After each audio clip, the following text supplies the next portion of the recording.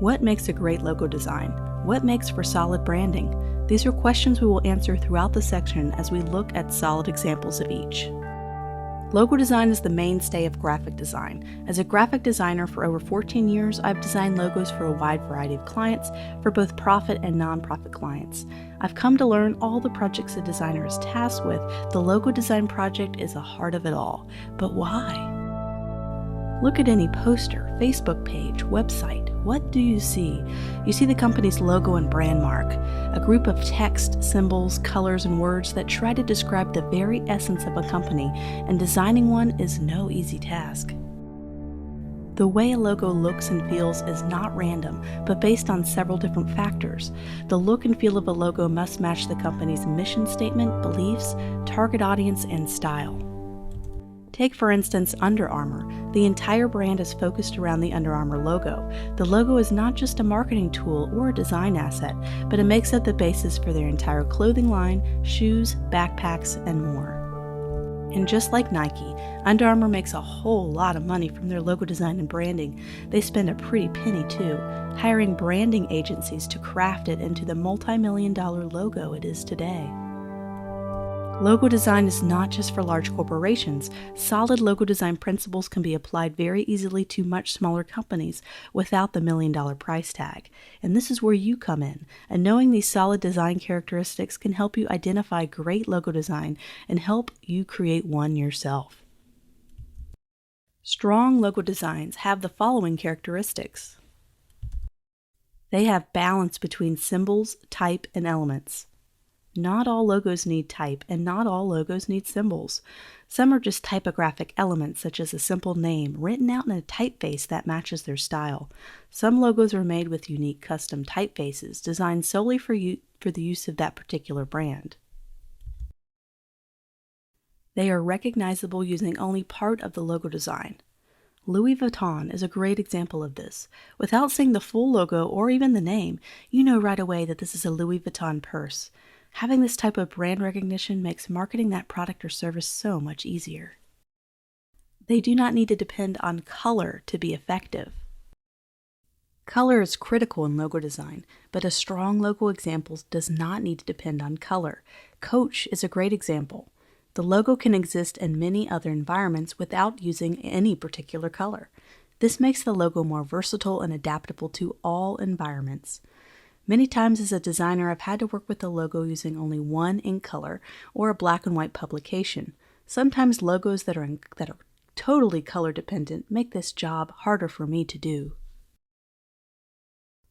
They work well in a wide variety of applications. Logos need to be flexible and dynamic. Can the logo adapt to a small 48 by 48 pixel square and still be recognizable? Can it be in just one ink color and still have all of its main characteristics?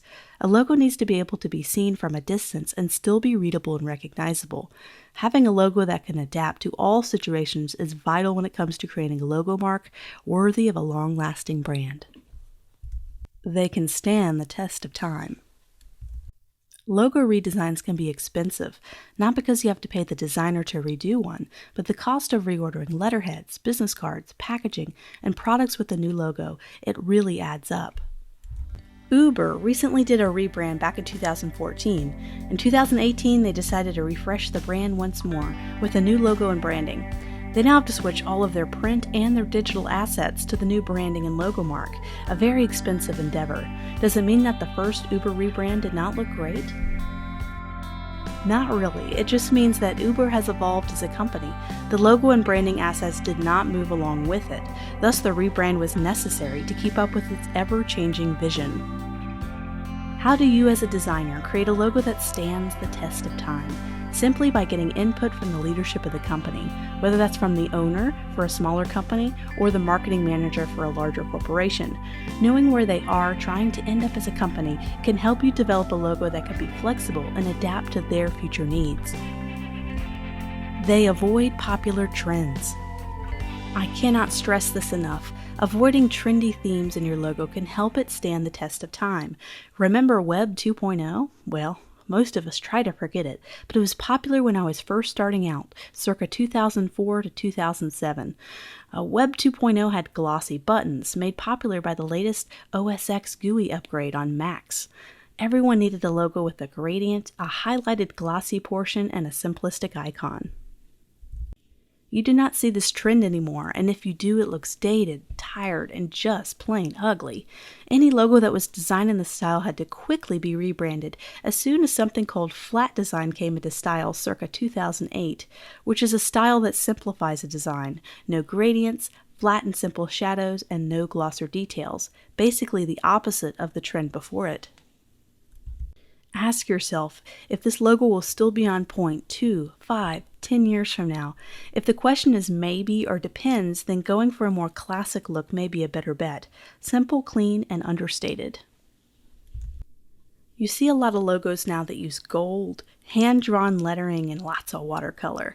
Super cool and trendy now, but 5 years from now, probably not. Fight the urge to be trendy, but be classy instead. They use negative space to their advantage. Not a requirement for a great logo, but a wonderful design theme I see in strong logo designs. They are liked by the company's target demographic. When I think about this one, I think about Gap, a clothing store brand. They did a rebrand in 2010, making its logo more modern, using a sans serif instead of its classic serif typeface chosen for decades prior. There was such a backlash and hate for the new logo, they were forced to switch back to its original logo, and it was a very costly mistake.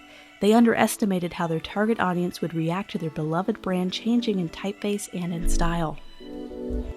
Make sure your logo design will resonate with your company's target audience. Knowing your target audience is half the battle. Who are most of your customers? If you don't have any customers yet, who do you wish to sell to? Never fear social media and getting opinions about a logo design. It's better to get negative feedback earlier in the process so you can adapt and make changes before a final launch, before the logo has already been applied to hundreds of items and products. People can read the logo. Seems like a no-brainer characteristic to have. Duh! Everyone knows you should have a logo that's readable, but here lies the problem. You may have spent so much time with the design you may not have a fresh pair of eyes to see any of those issues. Make sure others can read it too. I see this problem a lot with script fonts and logos. Sometimes certain script characters do not flow well together, and it can make a logo very hard on the eyes to read, which leads us into the last characteristic in a great solid logo design. They are as unique as the company. Logos should be one of a kind. This is another reason why staying away from trendy design themes is important. You do not want to look like everybody else. The logo you are designing is like a snowflake.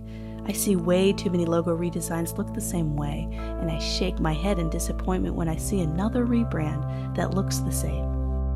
These are just a few characteristics of strong logo designs I've noticed throughout the years of studying rebrands and logo designs.